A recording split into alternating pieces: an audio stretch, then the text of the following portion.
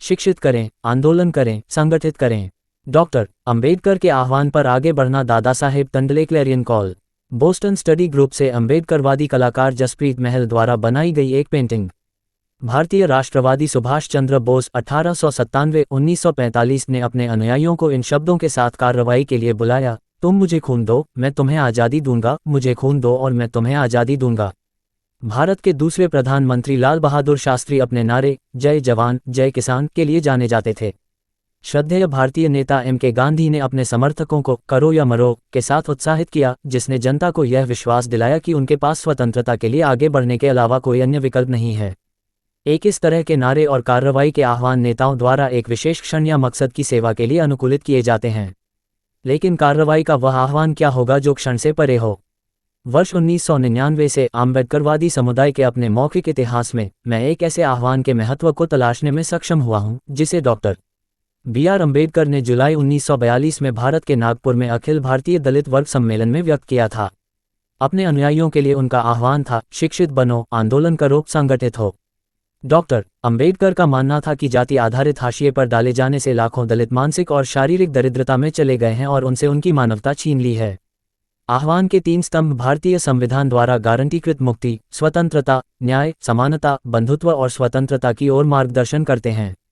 अपने आह्वान के माध्यम से डॉक्टर अंबेडकर ने दलित समुदाय से अगली पीढ़ी की शिक्षा के लिए आगे आने का आह्वान किया, जिसे उन्हें झूठे धार्मिक, सामाजिक और सांस्कृतिक कारणों के आधार पर प्रमुख जातियों द्वारा अस्वीकार कर दिया गया था।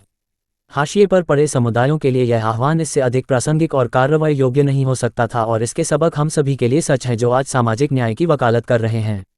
आज कई अमेरिकी संगठन अंबेडकरवादी दर्शन से काम करते हैं, अमेरिकी समुदायों के मुद्दों के साथ साथ भारत में हो रहे जातिगत अत्याचारों के खिलाफ भी। Ambedkar international mission AIM, Ambedkar association of north America AANA, Ambedkar international centre AIC और बोस्टन स्टडी ग्रुप BSG जैसे संगठन डॉक्टर अंबेडकर, प्यार से बाबा साहेब कहे जाने वाले के दर्शन को फैलाने के साझा लक्ष्य को साझा करते हैं। बोस्टन में अंबेडकरवादी छात्र अभिमुखीकरण, अगस्त 2018। अंबेडकरवाद मानवता के बारे में है, मानव मूल्य, श्रम अधिकार, महिला अधिकार, एक व्यापक विचारधारा जो हमारी अपनी मानवता को पुनः प्राप्त करने में मदद करती है। अमेरिका में अंबेडकरवादी मंडली के एक सम्मानित व्यक्ति मिलिंद अवसरमोल कहते हैं, इस वर्ष जनवरी से मार्च के बीच मुझे अवसरमोल और अन्य अंबेडकरवादी नेताओं का साक्षात्कार करने का मौका मिला। अवसरमोल, जो भारत में महाराष्ट्र के भंडारा में एक पारंपरिक परिवार में डॉक्टर अंबेडकर और बुद्ध की छवियों से घिरे हुए पले बड़े थे, कहते हैं, जो पहचान मुझे विरासत में मिली थी उसे मैंने बाबा साहेब को पढ़कर हासिल किया। उनके परिवार ने डॉक्टर अंबेडकर के साथ बौद्ध धर्म अपना लिया था और इसलिए उनका दावा है कि उन्हें ये पहचान विरासत में मिली है। हालांकि अंबेडकरवादी दर्शन की उनकी समझ एक वयस्क के रूप में डॉक्टर अंबेडकर के ग्रंथों को पढ़ने के उनके अपने प्रयासों से आई। डॉक्टर अंबेडकर के आह्वान के स्तंभों के बारे में ये शिक्षा हमारा अपना प्रयास है। हम पहले तो यह मान सकते हैं कि आंदोलन का आह्वान अधिक जटिल है। हाशिए पर पड़े समुदायों को यह उकसाना या झकझोरना, चाहे वह भारत में हो या अमेरिका में, उन्हें जाति व्यवस्था में अपने बंधन का एहसास कराना और उससे उबरने के लिए संघर्ष करना है। हालांकि इस संघर्ष का मुख्य पहलू आंदोलन का एक शांतिपूर्ण तरीका है। Ambedkar association of north America ANA के वरिष्ठ सदस्यों में से एक महेश वासनिक ने कहा, जातिगत अत्याचारों को दबाने के खिलाफ अपनी आवाज़ उठाना सुनिश्चित करना, ये झूठ की जाति अब कोई मायने नहीं रखती, ये सब आंदोलन का एक हिस्सा है। सिस्को में जातिगत भेदभाव के एक हालिया मामले के बारे में बात करते हुए वासनिक ने उल्लेख किया कि ऐसे मामले हर क्षेत्र में आते हैं, जिसमें वह क्षेत्र भी शामिल है जहां वह काम करते हैं। उन्होंने मुझे बताया, विचार यह है कि नतीजों से न डरें और कानून तक पहुंचें। एक ऐसे देश के रूप में जो अपने सभी निवासियों के अधिकारों की रक्षा करने का दावा करता है, अमेरिका उन कई समुदायों के लिए आशा की किरण है जो जाति, वर्ग और लिंग के कारण हाशिए पर हैं। यह आशा अंबेडकरवादी समुदाय के लिए जीवित है, सभी मनुष्यों के लिए गरिमा और सम्मान के साथ एक जातिविहीन समाज का अनुभव करने की आशा। यह आंदोलन भारत और अमेरिका में अंबेडकरवादी समुदाय को पीढ़ियों से चुप कराने के लिए महत्वपूर्ण है, जो प्रमुख जाति समुदायों द्वारा दलितों के अस्तित्व को स्वीकार नहीं करते हैं।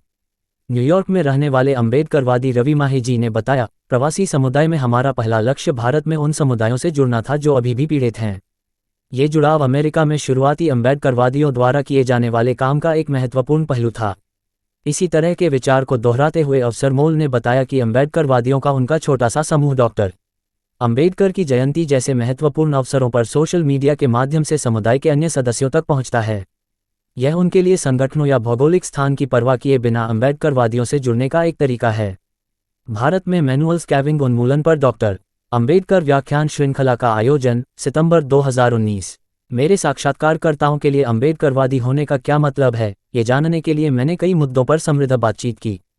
रवि माहे जी, जो भारत के उत्तरी भाग से आते हैं और लंबे समय से अम्बेडकरवादी आंदोलन से जुड़े हुए हैं, अम्बेडकरवाद को नया जन्म के रूप में परिभाषित करते हैं।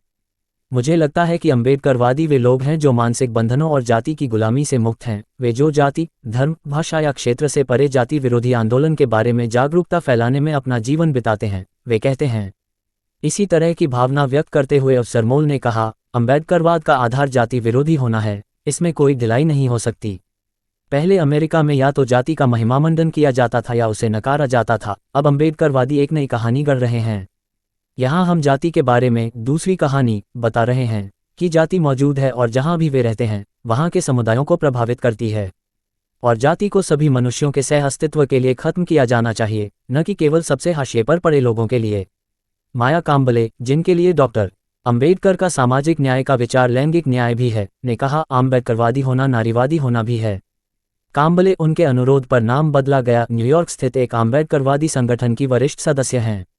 डॉक्टर अंबेडकर ने कहा है, मैं किसी समुदाय की प्रगति को महिलाओं द्वारा हासिल की गई प्रगति की डिग्री से मापता हूं, जो महिलाओं को समाज के अग्रभाग में लाने के लिए उनकी प्रतिबद्धता को दर्शाता है। उन्होंने बताया, मैं बाबा साहेब को लिंग से परे देखती हूं। वह हमारे लिए एक मां की तरह हैं, हमारी देखभाल करते हैं, हमारे दर्द को महसूस करते हैं। आप इसे उनके लेखन की गैर पितृसत्तात्मक प्रकृति से समझ सकते हैं जो उन्हें बाकी लोगों से अलग करती है। एक अम्बेडकरवादी के रूप में मैं अम्बेडकरवाद को समाज के सामाजिक आर्थिक राजनीतिक परिवर्तन के रूप में परिभाषित करता हूं, जो बिना किसी रक्तपात के दमनकारी संरचनाओं को नष्ट करता है। ये भावना मेरे द्वारा अब तक किए गए मौखिक इतिहास में भी परिलक्षित हुई है। सम्मान, गरिमा, समानता और कृतज्ञता की भावनाओं से परिपूर्ण इन मौखिक इतिहासों ने मुझे एक अम्बेडकरवादी होने के गौरव की अपनी भावनाओं से परिचित होने का अवसर दिया है और मुझे डॉक्टर अंबेडकर के स्पष्ट आह्वान, शिक्षित बनो, आंदोलन करो और संगठित हो, का अनुसरण करने के मार्ग पर पुनः केंद्रित किया है। सूचना सिर्फ मान्यताओं और जानकारियों पर आधारित है। यहाँ ये बताना जरूरी है कि यह मेरा वीडियो किसी भी तरह की मान्यता, जानकारी की पुष्टि नहीं करता है।